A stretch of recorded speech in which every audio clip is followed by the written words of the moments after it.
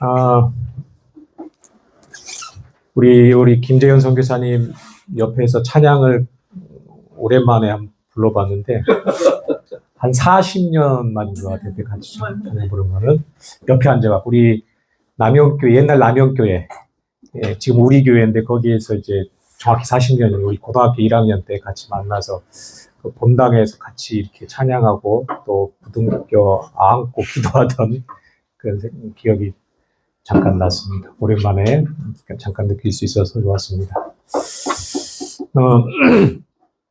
그 설교자들이 제일 힘들어하는 게 뭔지 아세요? 설교하는 걸 제일 힘들어합니다. 설교자들, 목사들이 설교하는 걸 제일 힘들어해요. 그래서 저도 한 12, 13년 이제 사역을 하면서 제일 힘든 게 설교 준비하는 거더라고요. 뭐 유초동부든 중고등부든 청년부든 어른 설교든지 간에 한 주 설교 끝내고 그 다음 주 설교가 있으면 이게 스트레스가 되는 거예요. 뭘 준비할까, 어떤 말씀을 할까, 그게 제일 스트레스였는데 그래서 한 12년 정도 하다가 좀 쉬니까 그 스트레스가 없어졌어요. 너무 좋았습니다. 설교 준비에 대한 스트레스가 없어서 좋았는데 또 본의 아니게 우리 또 김재현 선교사가 또 갑자기 또 이렇게 급습을 해가지고 또 이렇게 이게 설교인지 강의인지는 모르겠지만 하게 되었습니다. 우리 김재현 선교사님 이렇게 강의하는 거 보시면 어떻습니까? 조금 어려운 면도 있지만 상당히 탁월하잖아요. 어떤 신학교 교수님들 못지않게 내용이 있고 아주 좋습니다. 집중해서 잘 들으시면 유익함이 있을 줄 압니다. 근데 저는 설교를 잘 못해서 30분 안에 끝내려고 어려워서 지금 20분이니까 시원한 50분까지는 끝낼게. 50분까지는 하다가 못하면 다음 주로 넘기면 되니까 30분 정도까지 하고 이제 끝나고 토론인가요? 네, Q&A 하는 시간 같이 나눠서 이제 나누도록 그렇게 하도록 하겠습니다. 이제 종말론인데 요한계시록인데 이 요한계시록이 사실 쉽지 않은 거긴 해요. 쉽지 않은 거긴 한데 나름 이제 준비를 하긴 하는데 이제 설교 내지 강의의 방향은 일단 요한계시록 1장부터 22장까지 있는데 그 중요한 내용들 우리가 좀 이제 주의해서 알아야 될 내용들을 먼저 살펴보고 그게 언제까지 될지 모르겠지만 또 제가 준비가 되는 대로 그렇게 하고 또 우리 하나님과 또 교회가 허락하면 또 이렇게 장별로 또 기회가 되면 장별을 좀 더 심화해서 살펴보는 시간을 가지면 어떨까 하는데 어떻게 될지 모르겠고 일단은 준비되는 대로 그렇게 하면 될 것 같고 또 이렇게 먹고 사는 문제 때문에 일하고 병행하다 보니까 준비하는 게 녹록치 않으니까 또 준비 잘할 수 있도록 여러분들이 한번 기도를 해주시면 좋을 것 같습니다. 자, 같이 기도하고 한번 잠깐 시작할게요. 하나님, 오늘부터 종말론을 요한계시록을 중심으로 함께 나누고 또 공부하려고 합니다. 너무도 어려운 내용이기에 저희만 두셔서는 안 될 것 같습니다. 주님께서 저희에게 계시의 마음을 주셔서 참 이 요한계시록을 통해서 우리에게 주시고자 하신 하나님의 뜻이 무엇인지를 저희로 잘 깨달을 수 있도록 인도하여 주옵소서. 예수님의 이름으로 기도합니다. 아멘. 참, 저는 이제 PTT를 보면서 한번 해보도록 하겠습니다.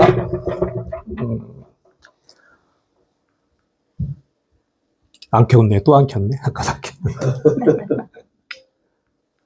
자, 넘어가나요? 아까 넘어갔었는데.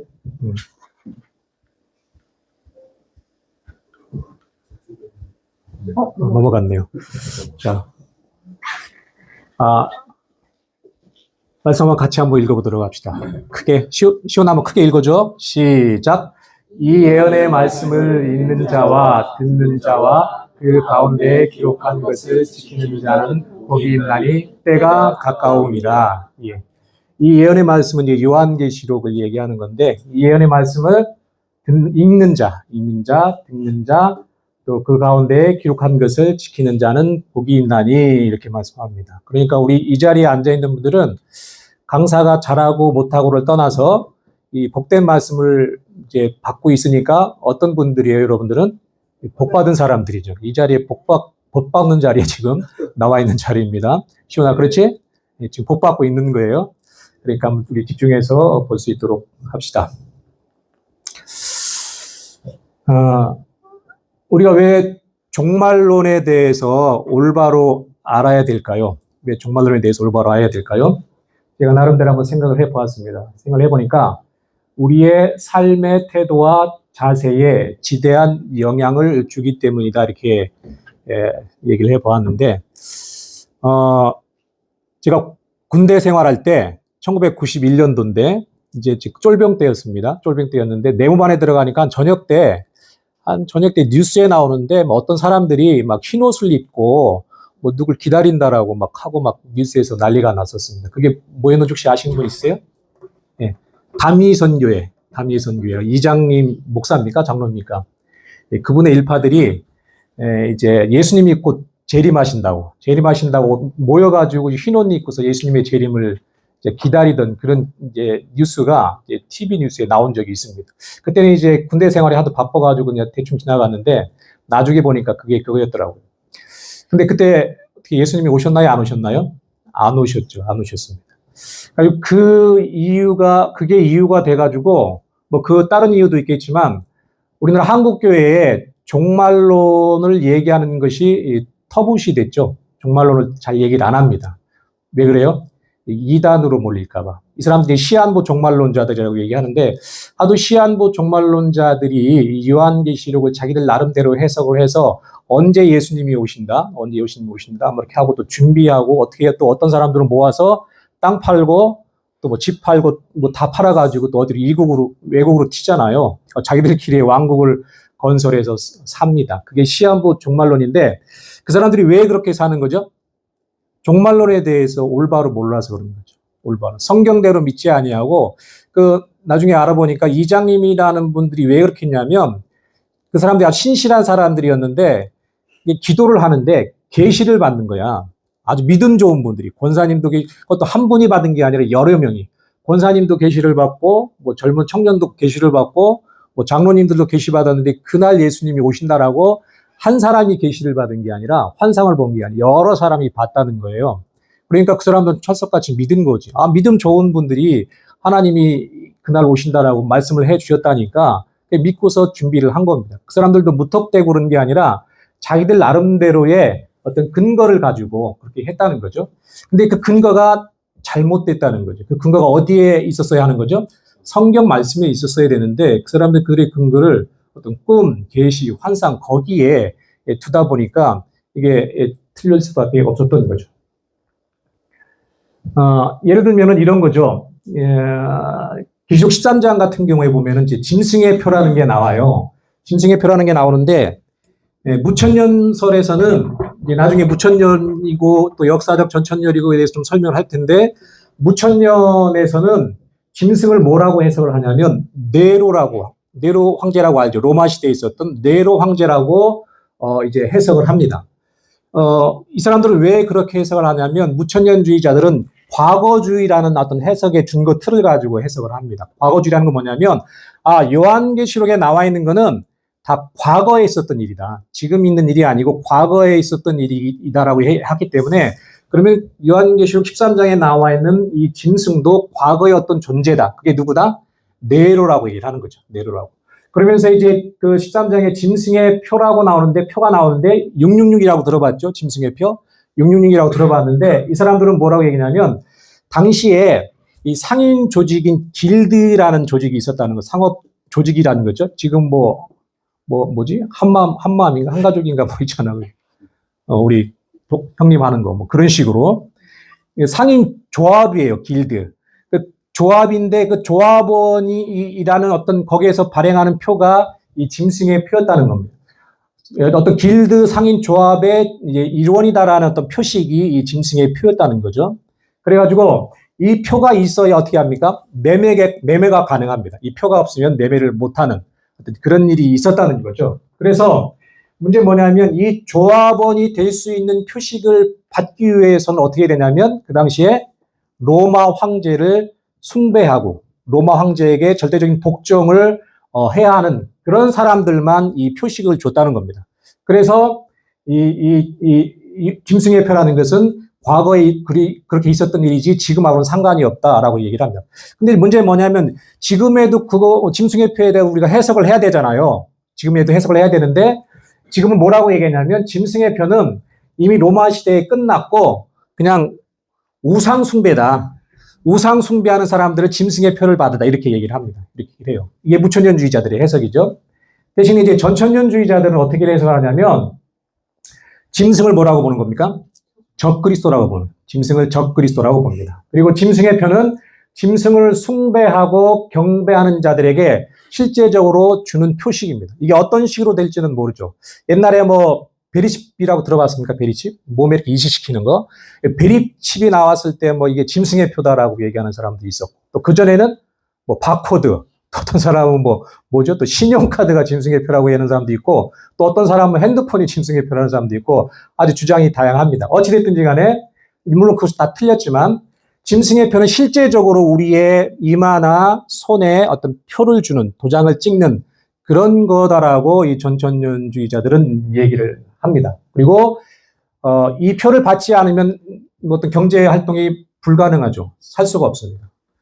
병원도 못 가고. 저 같은 경우는 제가 이제 이 종말론에 대해서 관심을 갖기 시작한 게 한 2, 3년 정도 됐는데, 우리는 병원을 많이 가야 돼요. 본의 아니게. 근데 저 표를 못 받으면 병원도 못 가는 거 아니야? 그럼 우리 다 죽네? 이런 생각이 드는 거예요. 그때부터 겁이 막 나더라고요. 겁이 막 나더라고요. 아, 이게 매매도 못하고, 먹고 살지도 못하고, 병원도 못 가는데, 어떡하나, 이제 꼼짝없이 죽겠구나라고 하니까 두려움이 엄습하더라고요. 두려움. 근데 나중에 이제, 아까도 얘기했지만, 요한계시록이라는 것은 두려움을 주고자 한 책이 아닙니다.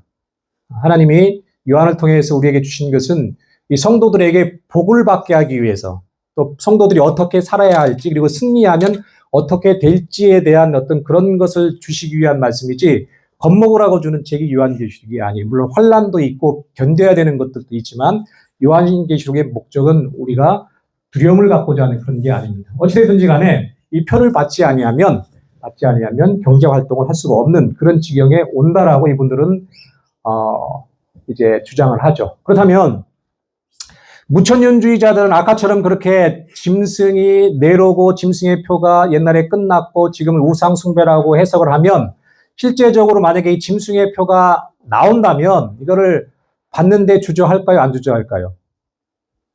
주저하지 않죠. 이거 뭐 별 문제도 안 되는데 뭐 우상 숭배 그거 뭐 내가 안 하면 되지 하면서 실제적으로 어떤 표가 있다면 그거에 대해서 꺼리낌 없이 받을 겁니다. 반면에 전천년자들은 어떻게 합니까? 짐승의 표를 받지 않겠죠. 뭐 결사항전을 하겠죠. 순교를 각오하고 받지 않을 겁니다. 이렇게 종말론을 어떻게 이해하느냐에 따라서 우리의 삶이 바뀌죠. 삶의 자세가 바뀌고 태도가 바뀝니다. 어떻게 살아야 될지. 그리고 어떤 결정과 선택의 순간에 우리가 뭘 선택할지에 대한 그런 그 기준이 요한계시록에 대한 종말론을 어떻게 보느냐에 따라서 달라진다는 겁니다. 상당히 중요하겠죠. 그죠? 그래서 이 읽고 듣고 지키는 자가 복이 있다라고 말씀하신 말씀은 이 요한계시록의 내용을 제대로 알면 우리가 승리할 수 있기 때문에 그래서 복이 된다라는 그런 의미로 받아들일 수가 있겠죠. 그죠? 자, 이렇게 나옵니다. 요한계시록 14장 9절 10절에 보면 같이 한번 읽어봅시다. 졸리니까. 밥 먹고 나면 졸릴 시간인데 이 시간 참 어려워. 그죠? 자, 우리 다니엘만 빼고 다니엘도 읽을 수 있어. 보이니 거기서? 난 저기서 잘 안 보이던데. 같이 한번 읽어봅시다. 시작. 만일 누구든지 짐승과 그의 우상에게 경배하고 이마에나 손에 표를 받으면 어린 양 앞에서 불과 유황으로 고난을 받으리니. 이게 요한계시록 14장 9절 10절 말씀이에요. 근데 무천년주의자들은 이거를 그대로 안 받아들인다는 거잖아요. 근데 전천년설이 맞으면, 그게 맞다면 만약에, 그래서 표를 맞는데도 불구하고 표를 받는다면 어떻게 된다는 거예요? 불과 유황으로 고난을 받는다. 지옥 간다는 얘기입니다. 쉽게 얘기해 지옥 간다는 얘기. 이만큼 종말론에 대해서 우리가 어떻게 이해하고 알고 믿느냐에 따라서 우리의 삶이 바뀝니다. 아주 중요하겠죠. 자, 두 번째 종말론을 우리가 제대로 알아야 하는 이유에 대해서는 제가 고민을 해보니까 이런 이유도 있는 것 같더라고요. 복음의 완성과 관련이 있기 때문이다. 이렇게 생각을 해봤는데, 여러분들, 복음이라는 게 뭐라고 생각하십니까? 복음이란? 이라고 물으면, 네? 기쁜 소식, 굿뉴스. 굿뉴스가 복음이잖아. 그지? 영어 잘하는 다니엘. 그지? 시온이구나, 시온이. 굿뉴스가 복음입니다. 근데, 감사하게도 복음이, 우리가 복음을 전하잖아요. 복음을 전하는데 복음이 뭐예요? 라고 물으면 참 아는데 애매해. 그죠? 우리 상범 집사라고 얘기하던데 복음을 전해야 되잖아. 복음이 뭐예요? 누가 물어보면 애매해. 근데 감사하게도 로마서에 보니까 복음이 뭔지에 대해서 이렇게 정확하게 우리한테 제시를 해줍니다. 이것도 한번 같이 읽읍시다. 시작. 이 복음은 하나님이 선지자들을 통하여 그의 아들에 관하여 성경에 미리 약속하신 것이라. 그의 아들에 관하여 말하면 육신으로는 다윗의 혈통에서 나셨고 성결의 영으로는 죽은 자들 가운데서 부활하사 능력으로 하나님의 아들로 선포되셨으니 곧 우리 주 예수 그리스도시니라. 예, 이 복음은 그러면서 복음에 대해서 설명을 해요. 로마서에서 바울이. 그러니까 요약을 하면 복음이라는 것은 하나님의 아들에 대한 하나님의 약속입니다. 복음은 하나님의 아들에 대한 하나님의 약속입니다.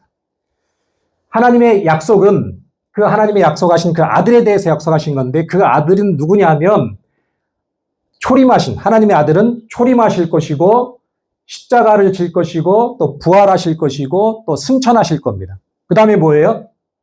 재림까지 가야 되는 거죠. 재림까지. 근데 우리가 복음 얘기하면 우리가 어렸을 때도 들어보면 복음 그러면 예수님이 나를 위해서 십자가에 죽으신 겁니다. 이렇게 얘기를 하잖아요. 예수님이 우리를 위해서 십자가에 죽으셨습니다라고 복음을 이렇게 딱 끝내버리는 경우가 많았고 저는 그렇게 교육을 받았던 것 같아요. 근데 조금 더 나아가면 뭐까지 설명을 해요? 부활까지 설명을. 부활. 예수님이 나를 위해서 죽으셨습니다. 그리고 부활하셔서 하나님의 아들이라는 것을 입증하셨습니다까지 얘기를 합니다. 이게 이제 우리가 아는 일반적인 복음의 내용이고 조금 더 나가는 분은 승천의 의미에 대해서도 얘기를 해요. 근데 성경을 보니까 또 제가 이 요한계시록을 보니까 재림까지를 우리가 알아야 그게 복음이라는 거죠. 재림까지. 십자가, 초림, 십자가, 부활, 승천까지만 알면 안 되고 재림까지를 알아야 그 내용을 알아야 그게 복음이 된다는 얘기죠. 어느 학자가 조사를 해봤더니 예수님의 초림과 재림에 대해서 어떤 것이 성경에 더 많이 나왔는지를 찾아봤더니 어떤 게 더 많이 나왔다고 했을 것 같습니까? 이렇게 물어보는 거는 뭐가 더 많이 나왔다는 거죠? 재림이 더 많이 나왔다. 재림에 대한 이야기가 성경에 훨씬 더 많이 나와 있다는 겁니다. 근데 우리는 어떻게 해요? 재림은 잘 얘기하지 않습니다. 물론 아까 얘기한 것처럼 시한부 종말론자들과 이단들에 대한 어떤 영향도 있지만 그럼에도 불구하고 재림에 대해서 우리가 정확하게 또 많이 알아야 되는데 그거에 대해서 잘 언급을 안 합니다. 물론 최근에 이 때가 때니만큼 최근에 이제 목사님들이 재림에 대해서 이렇게 설교들을 많이 하신다고 그래요. 그리고 유튜브 한번 요한계시록 치면은 설교가 쭉 나오잖아요. 근데 그게 참 여러분들 조심해서 들어야 됩니다. 여러 가지 학설들이 있기 때문에 뭐가 맞는지 참 어려울 때가 있습니다. 구분하기가. 그럼에도 불구하고 이 요한계시록 재림에 대해서 많이들 얘기하고 관심을 갖고 있다. 제가 보기에는 복음이라는 것은 재림까지 반드시 다루어져야 합니다. 그래야 복음이 완성이 되는 거죠. 그래서 그리스도의 재림을 알아야 복음을 우리가 온전히 아는 것이 되는 것입니다. 그리고 복음이 우리를 구원하잖아요. 우리가 복음을 믿을 때 구원을 받잖아요. 바꿔 얘기해서 재림을 우리가 제대로 알아야, 재림까지 알아야 우리가 구원을 얻을 수가 있다라고 얘기해도 무리는 아닐 겁니다. 그죠? 그래서 올바른 종말론은 그리스도의 재림을 바르게 알 수 있게 한다. 그리고 그 바르게 알을 통해서 우리가 온전한 구원을 이룰 수가 있다. 받을 수가 있다. 이렇게 해도 크게 틀리지는 않을 것입니다. 자, 그래서 종말론을 보니까 아까도 잠깐 말씀드렸지만 크게 네 가지로 학자들은 얘기를 합니다. 종말론을 어떻게 얘기하냐면 역사적 전천년설이라는 게 있고 무천년설이라는 게 있고 또 후천년설이라는 게 있고 또 세대주의 전천년설이라고 이렇게 얘기를 합니다. 이 네 가지로 다 이렇게 구분을 할 수가 있습니다. 근데 이 네 가지 구분의 기준이 있습니다. 이걸 왜 역사적 전천년설이고 또 무천년이고 또 후천년이고 또 뭐 세대들이 전천년이냐. 그 기준은 뭐냐면 요한계시록 20장 1절에서 6절 또는 7절까지 천년이라는 말씀이에요. 천년. 천년 동안 뭐 왕 노릇한다. 천년 동안 사단을 무적에게 가둔다라는 천년이라는 그 말이 나오는데 이 천년이라는 이 말씀을 어떻게 해석하느냐에 따라서 이 네 가지가 구분이 되는 거예요. 정확하게 얘기하면 이 천년을 어떻게 우리가 구분할 것이냐, 해석할 것이냐에 따라서 아까 얘기한 대로 무천년, 역사적, 세대지, 후천년 그렇게 구분이 되어지는 거죠. 한번 길지만 긴데 이 말씀은 중요하기 때문에 같이 한번 읽을게요. 보이나요? 나 아까 저기서 앉았는데 잘 안 보여가지고 보입니까? 안 보이는 사람은 요한계시록 20장 1절에서 6절까지입니다. 자, 안 보이는 사람 빨리 찾으세요. 이거 끄면은, 예.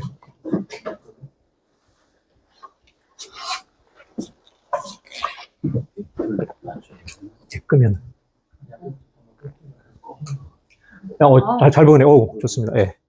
자, 같이 읽겠습니다. 시작. 또 내가 보매 천사가 무저갱의 열쇠와 큰 쇠사슬을 그의 손에 가지고 하늘로부터 내려와서 용을 잡으니 곧 예배니요 마귀요 사탄이라. 잡아서 천년 동안 결박하여 무저갱에 던져 넣어 잠그고 그 위에 임봉하여 천년이 차도록 다시는 만국을 미혹하지 못하게 하였는데 그 후에는 반드시 잠깐 노일이라. 또 내가 보좌들을 보니 거기에 앉은 자들이 있어 심판하는 권세를 받았더라. 또 내가 보니 예수를 증언함과 하나님의 말씀 때문에 목배임을 당한 자들의 영혼들과 또 짐승과 그의 우상에게 경배하지 아니하고 그들의 이마와 손에 그의 표를 받지 않은 자들이 살아서 그리스도와 더불어 천년 동안 왕 노릇하니 그 나머지 죽은 자들은 그 천년이 차기까지 살지 못하더라. 이는 첫째 부활이라. 이 첫째 부활에 참여하는 자들은 복이 있고 거룩하도다. 둘째 사망이 그들을 다스리는 권세가 없고 도리어 그들이 하나님과 그리스도의 제사장이 되어 천년 동안 그리스도와 더불어 왕 노릇하리라. 아멘. 여기 보면은 천년이라는 단어가 몇 번 나오죠? 여기는 5번 정도 나올 겁니다. 그리고 7장의 7절에 보면 또 한 번 천년이 나와요. 그래서 6번 정도가 천년이라는 단어가 나오는데 이 천년이라는 단어를 어떻게 해석할 것이냐, 이거를 문자 그대로 천년으로 볼 것이냐, 아니면 영적으로 또 상징적으로 볼 것이냐에 따라서 네 가지 학설로 나눈다는 거죠. 왜 첫 시간에 이 네 가지 학설을 하냐면 우리가 저는 이제 무천년주의를 가리키는 신학교에서 배웠습니다. 그런 교회에서 자랐고 그래서 이런 뭐 전천년 역사 이런 거에 대해서 별 관심도 없고 그랬기 때문에 잘 몰랐는데 어떤 계기가 돼가지고 종말론에 대해서 연구를 하다 보니까 이게 너무나 중요하다라는 것을 알게 되었고 그래서 나는 이거를 이제 믿게 됐는데 이게 무천년이라는 거 조금 문제가 있구나. 전천년이 맞겠구나라고 얘기하는데 근데 나는 이거를 이제 믿게 되는데 여러분들도 또 선택의 어떤 그런 기준이 있어야 되잖아요. 이게 역사적 전천율이 성경적입니다라고 내가 일방적으로 얘기하면 여러분들 저기죠. 거부감 들잖아. 반고인 분들이 몇 분 계신 것 같은데 무조건 강의하면 웃지 말고 상품이 좋아하는 사람들이 있죠. 그래서 다 살펴보고 여러분들이 이게 성경적인 것 같다라고 이렇게 선택을 하시라는 취지에서 네 가지를 먼저 얘기를 하려고 합니다. 소개를 하고 여기에 따라서 이제 중요한 내용을 이제 얘기하려고 하는 것입니다. 자, 그래서 오늘은 이 첫 시간인데 5분밖에 안 남았네. 약속은 약속이니까. 재밌다고? 첫 시간으로 역사적 전천년설에 대해서 잠깐 살펴보도록 하겠습니다. 자, 역사적 전천년설은 계시록 아까 얘기한 계시록 20장 1절에서 6절에 있는 이 천년을 어떻게 해석한다는 겁니까? 문자 그대로 천년으로 본다는 겁니다. 물론 전천년주의 학자들 중에서도 천년이라고 못 박는 분도 있고 천년 동안 길기도 하다라고 얘기하고 정확하게 천년이라고 얘기 안 한 분도 있지만 어찌됐든지 간에 문자적으로 해석하는 분들, 이분들은 전천년주의자들은 그렇게 해석을 합니다. 이게 이제 역사적 전천년의 특징 중에 하나고, 그 다음에 예수님의 재림 직전에 여러 징조들이 나타난다고 봐요. 예수님이 이제 언제 오실지는 모르는데 그 전에 여러 징조들, 예수님이 곧 오시겠네 라는 어떤 그런 징조들이 나타난다라고 보는 거죠. 그 중에 하나가 뭐냐면 배교. 어떤 배교 이게? 그냥 배교도 아니고 대배교입니다. 그러니까 교회가 예수님 재림 전에 배교한다는 거죠. 돌아선다는 겁니다. 예수님으로부터 돌아선다는 거죠. 그런 모양새가 지금 보이는 것 같아요? 안 보이는 것 같아요? 보이는 것 같아요. 그죠? 보이는 것 같아요. 종교다원주의라든지 종교 통합이라든지 그런 징조들이 보입니다. 그래서 예수님의 재림이 곧 있을 것 같네 라고들 얘기를 하는 겁니다. 이런 징조들이 보이기 때문에. 그리고 대환란, 7년 환란. 7년 환란이라고 얘기하는데 이 역사적 전천주의자들은 이 7년 동안 환란이 있을 거라고 얘기하는 거죠. 근데 이제 무천년주의자들은 그렇게 안 본다는 겁니다. 안 본다는 겁니다. 그래서 역사적 전천주의자들은 이런 예수님 재림 직전에 여러 징조들이 예수님이 오실 것이구나라고 하는 징조들을 우리가 볼 수 있고 알 수가 있다라고 얘기합니다. 성경에 보면은 예수님이 도적같이 오신다라는 말씀이 있잖아요. 언제 오실지 모른다는 말씀이 있는데 그거는 누구를 대상으로 한 말씀일까요? 그 불신자들을 향한 얘기입니다. 그 뒤에 내려가 보면 하나님의 자녀들은 징조를 통해서 예수님이 오시는 것을 알 수 있다라고 얘기합니다. 성도들에게는 도적같이 오시지 않습니다. 알려주시고 오신다는 것. 그게 성경의 얘기입니다. 자, 그 다음에 이 사람들은 뭘 믿냐면 재림으로 세상 역사가 끝나고 천년 동안의 왕국, 예수님이 재림하시고 천년 동안의 왕국이 있고 그 다음에 영원한 세계가 뭐예요? 천국이 이루어진다라는 그런 순차적인 순서가 있다라고 그렇게 믿는 게 역사적 전천년설입니다. 자, 그림을 보면 이렇게 돼요. 보이나요? 네. 자, 예수님이 이렇게 포인트도 있네요. 졸면 이걸로 쏩니다. 그러면 실명됩니다. 이거 눈에 절대 쏘지 말라고 하더라고요. 이거는 19세 미만은 안 팔더라고요. 자꾸 조는 분이 조금 보여요. 시온이도 안 보이는데. 자, 예수님이 초림을 하세요. 초림을 하시죠. 그 다음에 어떻게 됩니까? 신약 시대가 시작이 됩니다. 그 다음에 이제 예수님이 재림을 하시게 되는데 재림 전에 이제 역사적 전천주의자들이 한 7년 정도로 보는 거죠. 이때에 어떤 징조가 있다는 거죠? 대배교와 대환란이 있다는 거예요. 대배교와 환란이 있다는 거고, 그 다음에 이 예수님이 재림하실 때 어떻게 돼요? 이 땅에 남아있는 성도들은 휴거가 된다는 거죠. 공중으로 들림받는다. 이것이 순서이고, 그 다음에 예수님이 재림하고 휴거가 된 다음에 공중에서 예수님을 만나서 이 땅에 내려오죠. 이 땅에 내려와서 천년 동안 천년 왕국이 이루어진다는 거고, 천년 동안의 왕국이 된 다음에 사탄이 잠깐 놓여서 하나님께 반역을 하죠. 그래서 반역을 하는데 완전히 이제 박살나죠. 박살나가지고 이제 지옥으로 보내버리고 이때 영원한 천국이 우리에게 주어진다라고 하는 게 전천년주의자들의 어떤 이정표입니다. 도식입니다. 이해가 되죠? 됐죠? 됐고. 자, 이게 도식이고요. 자, 그러면 오늘 특징까지만 할게요. 역사주의적 전쟁 특징까지만 하고 다음 주에 시원아 다음 주에도 꼭 와. 다음 주에 또 하자. 이게 자기에 딱 좋은 날씨네요. 기운이. 배부르지, 등 따시지, 배 따시지. 어둡지. 이게 안 졸리면 비정상입니다. 자, 역사적 전천년설의 특징은 미래적이고 역사적 성격을 띱니다. 이게 무슨 뜻일까요? 미래적이고 역사적 성격을 띈다. 이게 무슨 말이냐면, 자, 미래적이라는 거는 계시록의 예언들이 특히 종말에 있을 사건을 예언한 것으로 믿는다는 겁니다. 그러니까 무천년자들은 그렇게 안 본다는 거죠. 특별히 계시록 1장에서 3장까지는 이제 교회에 대해서 나오고 4장부터 22장까지가 문제인데 전천년주의자들은 4장부터 22장까지를 뭐냐면 예수님 재림 직전에 종말에 있을 사건이라고 해석을 한다는 거예요. 이게 미래적인 해석입니다. 그 무천년주의자들은 그렇게 해석을 안 한다는 거죠. 전체 교회, 나중에 살펴보겠지만 전체 교회 시대에 있을 리다라고 그 사람들은 해석을 합니다. 그리고 역사적이란 말은 뭐냐면 계시록에 기록된 예언들이 역사 속에서 실제로 이루어질 것을 믿는다. 이 말은 뭐냐면 실제 요한계시록 보면 여러 가지 사건들이 나오거든요. 사건들이 나오는 그것은 우리 역사 속에서 실제적으로 이루어질 사건들이라고 본다는 거예요. 그게 역사적이라는 의미입니다. 무천년주의자들은 그렇게 안 본다는 거죠. 이게 역사적인 해석입니다. 근데 성경은 말고, 예, 끝났네요. 성경 구조를 넣었었던 것 같은데, 예. 여기까지가 특징인데, 50분이 다 됐습니다. 다 할 수가 없어요. 약속을 했기 때문에, 시온이하고. 그래서, 다음 주에는 조금 더 빨리 진도를 나가보도록 하겠습니다. 너무 허망한가요? 너무 짧아서? 하다 말아서? 근데 끝난다니까 좋죠? 예? 훅 끝나버렸어요? 예. 그래서 좀 있는데, 뭐 배경이라든지 이런 게 있는데, 다음 주에 하도록 하고, 꼭 이렇게 아니어도 또 토론 시간에 또 이렇게 나누면서 하면 되니까, 그때 하도록 하겠습니다. 자, 네. 아니, 약속을 했기 때문에. 10분 정도만? 감사합니다. 10분 졸면 되고 말이야. 좋아요. 10분 동안 잘라고 그러는 거 아니에요? 그런 거 듣고 싶어요.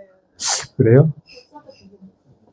자, 역사적 배경까지만 할게요. 그럼 시온이의 연화와 같은 성원의 의미 보고서 배경까지만 하겠습니다. 자, 그럼 역사적 전천년설은 도대체 어떻게 해서 나온 거냐? 그 배경은 뭐냐? 그걸 좀 잠깐 살펴보면, 그러면 우리 역사적 전천년설 이해하는 데 좀 도움이 될 겁니다.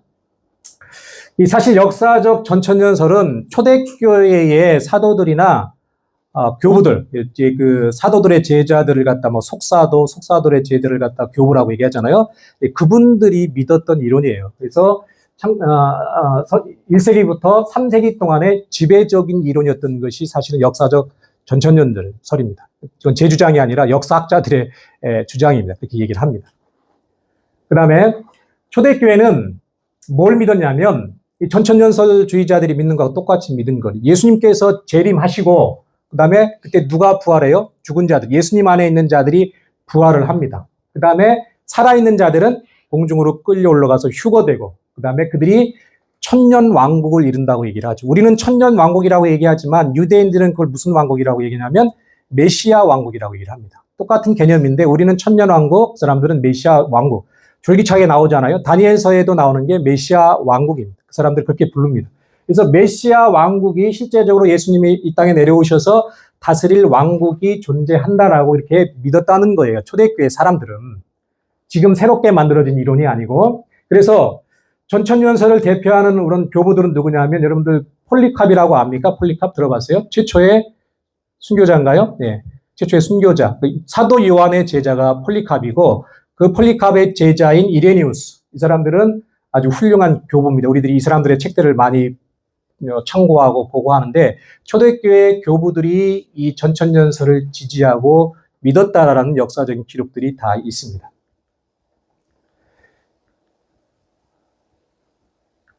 끝났네요. 여기까지만 합시다. 자, 더 하면 안 될 것 같아요.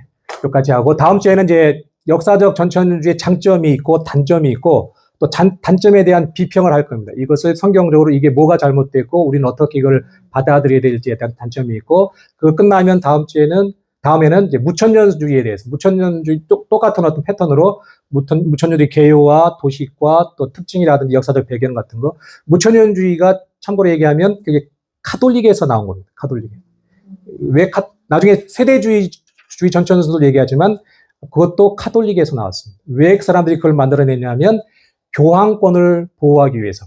그 당시에 교황이 적그리스도라고 주장들을 했었기 때문에 교황과 교황권을 보호하기 위해서 무천년주의와 세대주의 전천년을 만들어내게 됩니다. 그것도 나중에 한번 같이 살펴보도록 하겠습니다. 우리 맨 처음에 했었던 거 한번 그것만 같이 한번 읽고 기도하고 마치도록 하겠습니다.